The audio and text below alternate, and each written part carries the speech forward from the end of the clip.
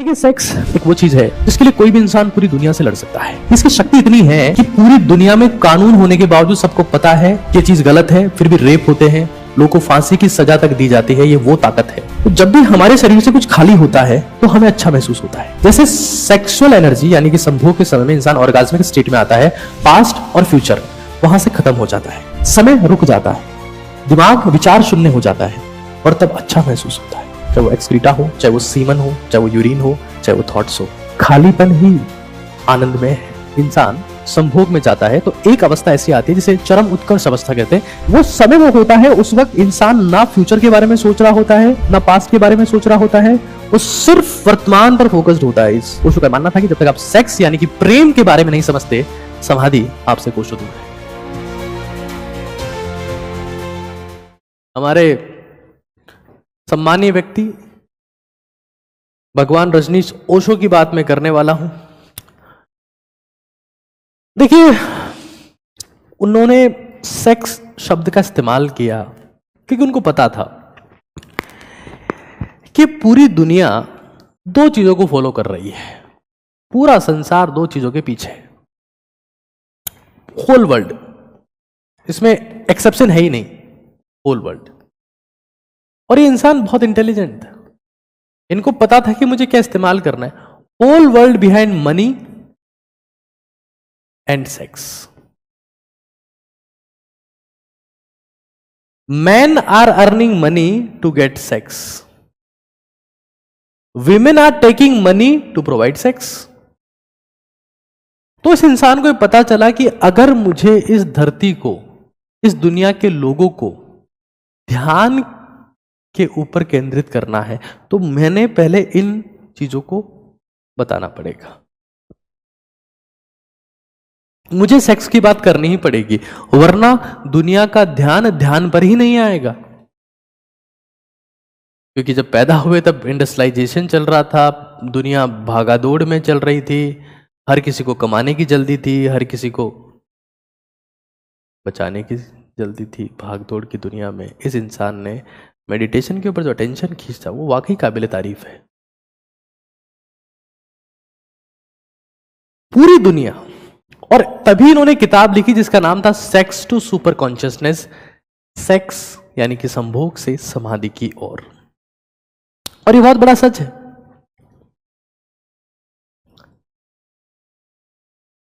कि हमेशा हमेशा मानव जाति का द्वंद्व धन और संभोग पे ही रहेगा। अब बड़े अफसोस की बात है कि उसके बाद क्या क्या हुआ वो मैं आपको आज बताना चाह रहा हूं। ओशो का मानना था कि सेक्स आपको कुछ समय के लिए, सेक्स कुछ समय के लिए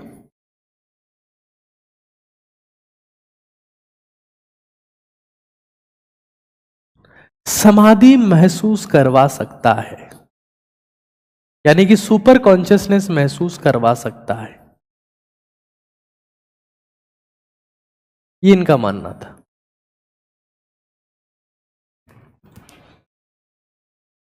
सेक्स, इनका मानना है कि ऑर्गाज्म,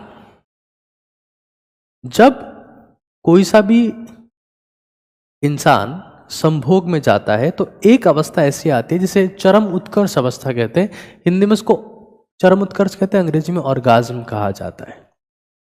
वो समय वो होता है, उस वक्त इंसान ना फ्यूचर के बारे में सोच रहा होता है, ना पास्ट के बारे में सोच रहा होता है, वो सिर्फ वर्तमान पर फोकस्ड होता है। Is very joyful state, orgasmic state उसको हम लोग कहते हैं। वैसा ही महसूस होता है जब आप समाधि में चले जाएं, एक्सट्रीम मेडिटेशन में चले जाएं, सुपर कॉन्शियसनेस में चले जाएं। तो आज इन दोनों को कंपेयर करना भी जरूरी है ताकि आप ये समझ पाएं कि चल क्या रहा है। सेक्स, सुपर कॉन्शियसनेस, ध्यान और धर्म की हमने जो बात की वही बात हम अभी सेक्स और सुपर कॉन्शियसनेस के लिए करने वाले हैं।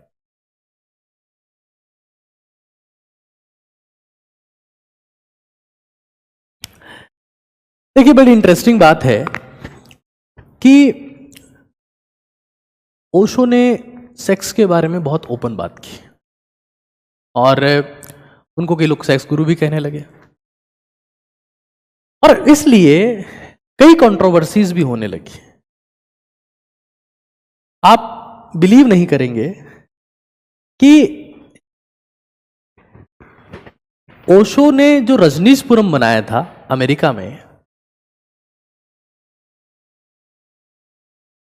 वहां पर ओपन सेक्स था और मां शीला, जिसके लिए कहा जाता है कि वो ओशो की मित्र थी, जब वो 16 साल की थी तब से ओशो के कांटेक्ट में थी, उनका खुद का कहना है, वो भी रिवील करती है, वो जिंदा है, वो कहती है कि रजनीश के कई महिलाओं के साथ में सेक्सुअल रिलेशंस थे।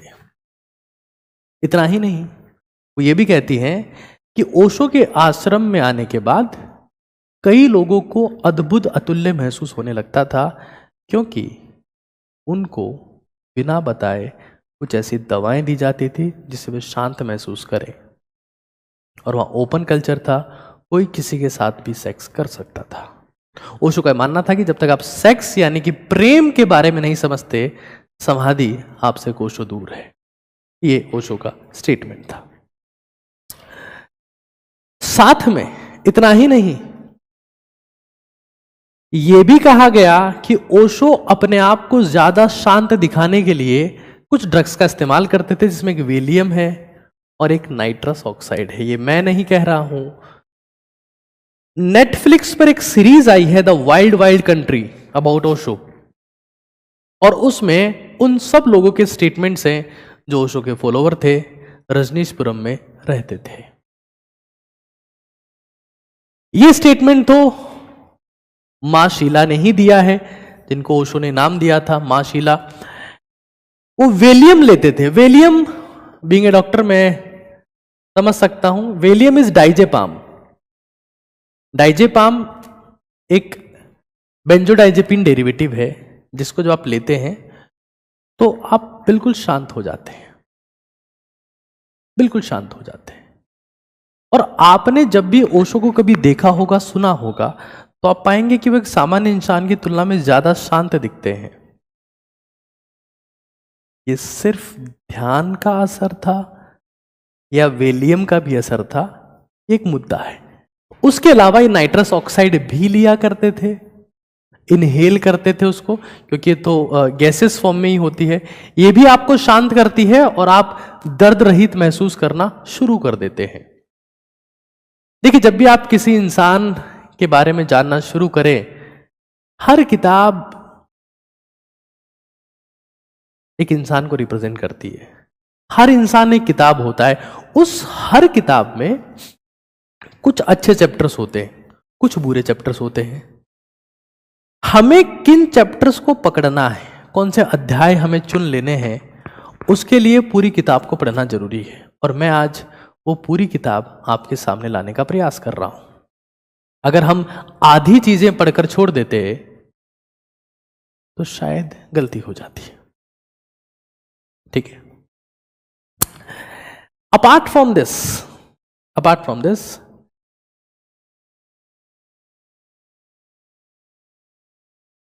ओशो ने कुछ इलीगल मैरिजेस भी करवाई। वो खैर एक बहुत छोटा मुद्दा है, उसके बारे में हम आगे डिस्कस करेंगे जब आपको और इस ज्ञान की जरूरत होगी। बट फिलहाल हम की पॉइंट पर आ जाते हैं, क्योंकि समय आपके पास में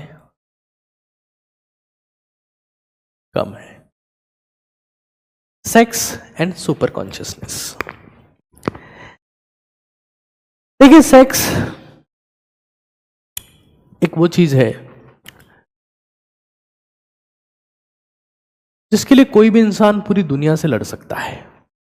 आपने सुना होगा कि फला लड़का इस लड़की को लेके भाग गया, फला लड़की अपने पूरे परिवार को जहर देके वहां से भाग गई।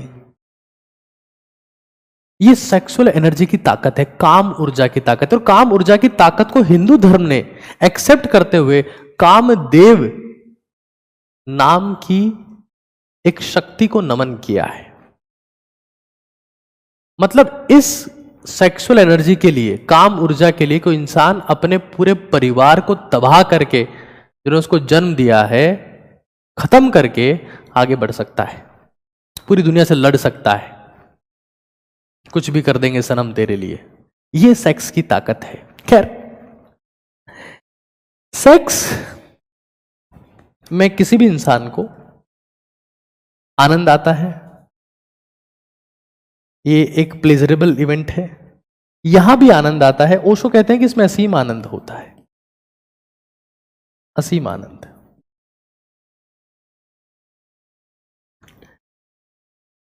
मैं आपको सच बता रहा हूं, मैं आपको सच बता रहा हूं कि इस धरती पर कुछ भी चमत्कारिक हो रहा है तो उसमें कहीं ना कहीं सेक्सुअल एनर्जी का बहुत बड़ा योगदान है। सुपर कॉन्शियसनेस यानी समाधि, मृत्यु की बात मैं नहीं कर रहा हूं। ओशो कहते हैं कि इसमें भी टाइमलेसनेस, ऑर्गाज्म के समय में टाइमलेसनेस और ईगोलेसनेस महसूस होती है। जब इंसान को लगता है कि इस धरती पे कोई नहीं है, सिर्फ मैं ही हूं, समय उसके लिए रुक जाता है। वो ना भूतकाल की चिंता करता है, ना उसको पश्चाताप होता है, ना उसको एंजाइटी होती है। उसी समय में वो खो जाता है। आपको पता है इसकी शक्ति इतनी है कि पूरी दुनिया में कानून होने के बावजूद सबको पता है कि चीज गलत है, फिर भी रेप होते हैं, लोगों को फांसी की सजा तक दी जाती है। ये वो ताकत है। अब इसी ऊर्जा को अगर कंस्ट्रक्टिव फॉर्मेट में यूज किया जाए तो सोचो कितना बड़ा चमत्कार कर सकती है। जब इंसान अपनी मौत से भी खेलने को तैयार है इस ऊर्जा के प्रवाह के लिए, क्योंकि उसको लगता है कि ऊर्जा का प्रवाह एक ही तरफ हो सकता है, जबकि सच ये है कि किसी भी चीज का फ्लो बाई डायरेक्शनल होता है, द्विविमीय होता है। ओशो कहते हैं कि सुपर कॉन्शियसनेस भी टाइमलेसनेस है, मतलब आपको समय काल महसूस होना बंद हो जाता है और आपका घमंड, आपका ईगो, आपकी प्रतिष्ठा, आपका पद शून्य हो जाता है। और इसीलिए आप देखते होंगे कि जब इंसान सेक्सुअल एनर्जी के कंट्रोल में आता है तो वो पद और प्रतिष्ठा को भी भूलने को तैयार होता है। जो चीज उसने सालों सालों मेहनत करके कमाई है वो उसको भी खत्म करने को तैयार होता है। ये सेक्सुअल एनर्जी की पावर है। लेकिन दिक्कत क्या है, जब भी आप सेक्स करते हैं, जब भी आप सेक्सुअल एक्टिविटी में इन्वॉल्व होते हैं तो आपकी एनर्जी कम होने लगती है, क्योंकि आपकी एनर्जी किसी और में फ्लो हो रही है। क्योंकि आपको पता है सेक्सुअल कांटेक्ट में ऑब्वियस सी बात है, दो लोग आपस में इन्वॉल्व रहते हैं तो आपकी एनर्जी कम होती है, एक इंसान से दूसरे इंसान में ट्रांसफर होती है। सुपर कॉन्शियसनेस में आपकी एनर्जी बढ़ती है। इसमें दो लोग आपस में इंटरेक्ट कर रहे हैं जिसमें एनर्जी कम हो जा रही है, इसमें एनर्जी बढ़ जा रही है। समाधि जिसकी बात कर रहा हूं, सेक्स एनर्जी को कम करता है, समाधि यानी सुपर कॉन्शियसनेस एनर्जी को बढ़ाती है। आनंद दोनों में सेम मिल रहा है, यहां पर भी और यहां पर भी। और मैं आपको बताऊंगा कि सुपर कॉन्शियसनेस कैसे हासिल की जा सकती है। इंपॉर्टेंट चीज क्या है कि जब आप सेक्स की बात करते हैं तो इसका टाइम लिमिटेशन होता है, इट इज लिमिटेड। ये वो सारी बातें हैं जो ओशो ने अपनी किताब सेक्स टू सुपर कॉन्शियसनेस में कहा है, संभोग से समाधि की ओर में कहा है। इसका टाइम लिमिटेड है, जबकि आप अनलिमिटेड फील कर सकते हैं। कोई भी इंसान अपने काम में रस ले रहा है, अपने कार्य में रस ले रहा है, पूरी शिद्दत के साथ में, पूरे समर्पण के साथ में, तन्मयता एकाग्रता के साथ में अपने काम को कर रहा है, तो वो इंसान समाधि में है। मैं आपको सच बता रहा हूं, जिस इंसान ने ध्यान को करना सीख लिया वो इंसान 1 घंटे का काम 5 मिनट में और 10 घंटे का काम 1 घंटे में करने लगता है। और जिसने समाधि को अपने जीवन में ले आया सुपर कॉन्शियसनेस में, तो उसको कोई काम करना ही नहीं पड़ता, क्योंकि उसको हर काम एफर्टलेस महसूस होता है, प्रयासहीन, क्योंकि वो उसमें पानी की तरह घुल जाता है, पानी की तरह मिल जाता है। एक और चीज, जब आप इस एनर्जी का डैमेज करते हैं, काम ऊर्जा को बहाते हैं, खत्म करते हैं, तो आप पहले भोगी बनते हैं और भोगी अंततः रोगी बन जाता है, जबकि यहां पर लोग योगी बनते हैं। अगर आपको सुपर कॉन्शियसनेस का अभ्यास करना आ गया तो आसान नहीं होता। जब ओशो से उनके फॉलोअर्स पूछते थे कि सुपर कॉन्शियसनेस कैसा महसूस करवाती है, तो अपने फॉलोअर्स से कहते थे बिल्कुल वैसा ही जैसा कि संभोग के अंतिम क्षणों में होता है। और इसलिए ओशो के आश्रम में ओपन सेक्स परमिटेड है। वो कभी इस चीज के अगेंस्ट नहीं रहे। अपार्ट फ्रॉम दिस, देखिए सेक्स या संभोग लोअर कॉन्शियसनेस के साथ भी पॉसिबल है। जानवर भी ये काम कर सकते हैं। सेक्स लोअर कॉन्शियसनेस के साथ भी पॉसिबल है, लेकिन super consciousness is a higher state of consciousness that requires two efforts. तो जब ओशो ने कहा कि सुपर कॉन्शियसनेस बिल्कुल वैसी ही है जैसे कि संभोग के अंतिम क्षणों में महसूस होती है, तो लोगों ने आसान रास्ता चुना कि क्यों ना सेक्स ही कर लिया जाए। सुपर कॉन्शियसनेस समाधि को हासिल करना आसान नहीं है, एफर्ट्स लगते हैं। और जब आश्रम में नशीली दवाइयां दी जा रही हो बेहतर महसूस करने के लिए, देखिए हर इंसान चाहता है, कोई भी हो, ओशो ही क्यों ना हो, हर इंसान की अपनी महत्वाकांक्षाएं होती है। वो भी चाहते हैं कि वो लोगों से घिरे रहे। लोग वहां कब रहेंगे? जब उनको बेहतरीन महसूस होगा। बेहतरीन कैसे महसूस होगा? जब उनमें केमिकल चेंजेस आएंगे। अगर वो मेडिटेशन नहीं कर रहे हैं, ध्यान नहीं कर रहे हैं, तो उनको आनंद कैसे आएगा? तो कुछ केमिकल इंडक्शन भी किया जा सकता है, कुछ दवाइयां भी दी जा सकती है, और ऐसा किया गया था।